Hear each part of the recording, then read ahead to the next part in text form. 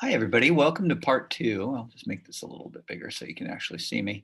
Um, I'm going to do part two of my connection series for midpoint, distance, and the slope formula. And if you haven't seen the first one, you might want to watch it because it's going to make it a little bit easier for you to understand what shortcut I'm using. So the first thing I'm going to do is I'm going to go ahead and graph these two so you can imagine where they are. I'm at negative 5, 3. So this is my first point, and I guess I could label it point A. You can identify it more easily. And 7, negative 2 is over here.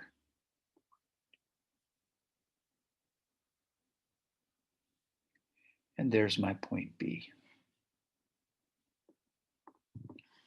And I might be interested in the slope between these 2 points. Now that is how the proportion of how fast it's going down or up versus how much across it's going. In other words, it's steepness. So if I'm interested in how steep this is going, I need to know how much it goes down, because notice that reading from left to right, this is going down. That is considered a negative slope. We always read from left to right, and we read from left to right in this case. A to B is going down. So from A to B, I have to go down 1, 2, 3, 4, 5 units, and over 1, 2, 3, 4, 5, 6, 7, 8, 9, 10, 11, 12 units. Now this is rise. Some people call this rise over run. Well, I obviously went down 5 units, and I went to the right, which is the positive x direction, positive 12 units. And if I have those two numbers, I can use them and the Pythagorean theorem to find the missing side. Now, if you happen to know Pythagorean triples, you're done, because the distance is 13. If you know that 5, 12, and 13 are a Pythagorean triple, you could do this problem in your head very, very easily. But what I want to show you is that a lot of people are going to insist on using the distance formula, the slope formula, and counting isn't always a good idea.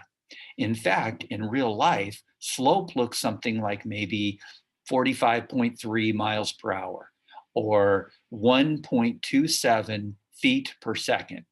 Those are the kinds of slopes or rates of change that we see in the real world. So obviously, you can't just count it.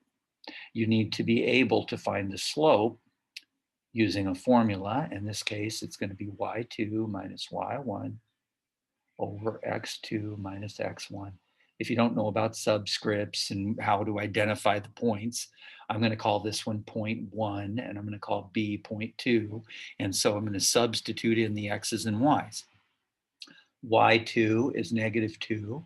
Here it is right here. And I'm going to subtract y1. It's important that you subtract them in the same order, or you will get the sign wrong. And then x2 is going to be 7 minus negative 5.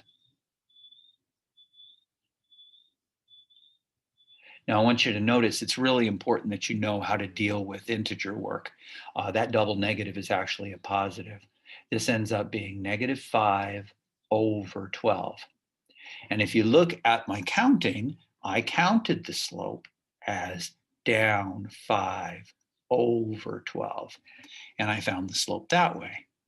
Now, the slope between 2 points can be used to find the distance very easily, because the distance formula says the distance between 2 points is y2 minus y1 squared plus x2 minus x1 squared. Now, some people are going to suggest that I wrote the distance formula wrong because I put the y's first. Because of the commutative property of addition, it doesn't matter which one of these you add first. By the way, these are always going to be positives, aren't they? So anyway, because I'm squaring them. So the distance is going to be the square root. Now, I already did this, didn't I? Here it is. It happens to be -5. It is very important that you put parentheses around the -5. A lot of people are going to grab their handy dandy calculator and they're going to put -5 squared and they're going to get -25. It is true. -5 squared is -25, but -5 squared is +25.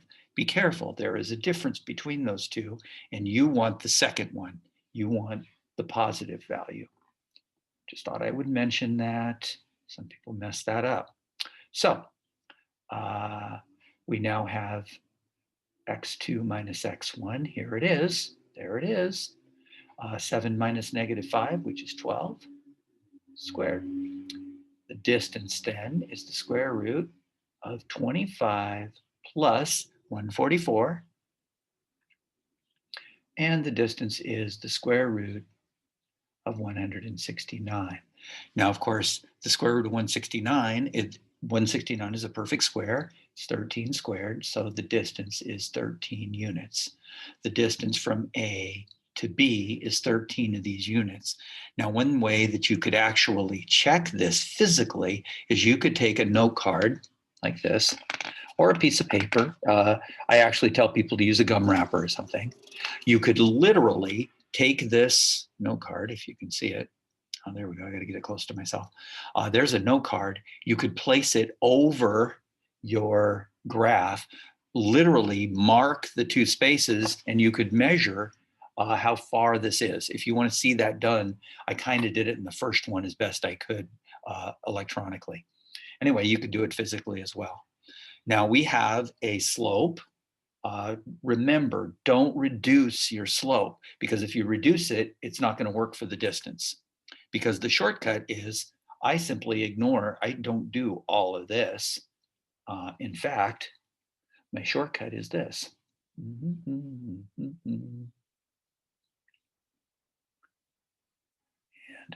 I'm going to show you my shortcut.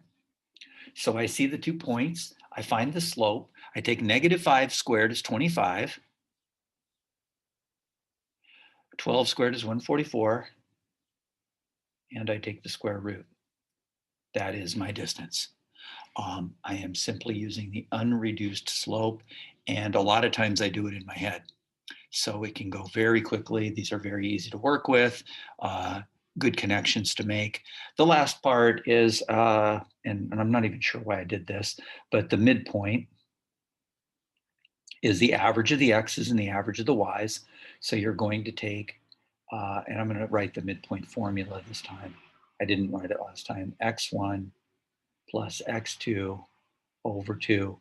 The order is important in this case because x's always come first and y's always come second. All I did was average my x's and average my y's. A lot of people are going to try to memorize the formula. That's not a good idea. I want the x that's in the middle and the y that's in the middle.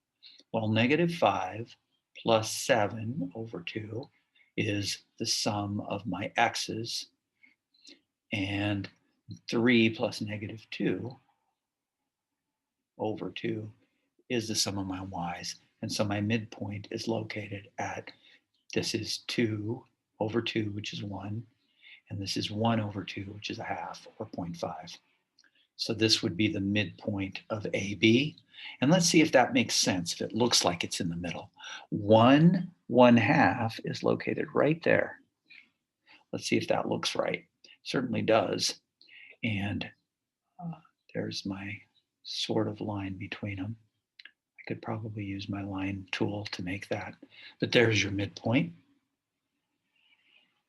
And this distance, of course, has to be 6.5, as does this distance, because the total distance was 13.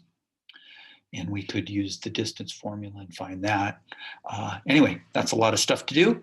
I'd like you to do the third example before you watch part 3.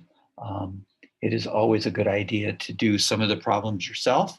So try this one, and I'll see you back, and have a nice day. Bye.